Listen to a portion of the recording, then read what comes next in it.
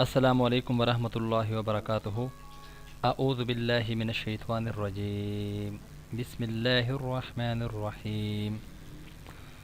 محترم سامعین، میں امید کرتا ہوں آپ سب خیریت سے ہوں گے۔ بے چینی اور مصیبت سے نجات کا عمل یعنی اس کی دعا ہے۔ ابن نجار نے اپنی تاریخ میں نواسۂ رسول صلی اللہ علیہ وآلہ وسلم جگر گوشہ بطول حضرت حسین رضی اللہ تعالی عنہ سے روایت نقل کی ہے کہ جو شخص صبح کو 7 مرتبہ حسبی اللہ لا الہ الا ہو علیہ توکلت وہو رب العرش العظیم پڑھ لے گا، اس دن اور اس رات میں نہ کوئی بے چینی اور نہ کوئی مصیبت پہنچے گی اور نہ ہی وہ ڈوبے گا۔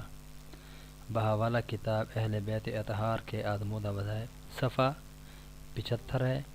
محترم سامعین، میں امید کرتا ہوں انشاءاللہ العزیز آپ اس وظیفے کو اپنی زندگی کا معمول بنائیں گے۔ اللہ رب العزت ہم سب کو تمام قسم کی بے چینیوں سے اور مصیبتوں سے نجات عطا فرمائے۔ اللہ آپ سب کو حامی و ناصر ہو۔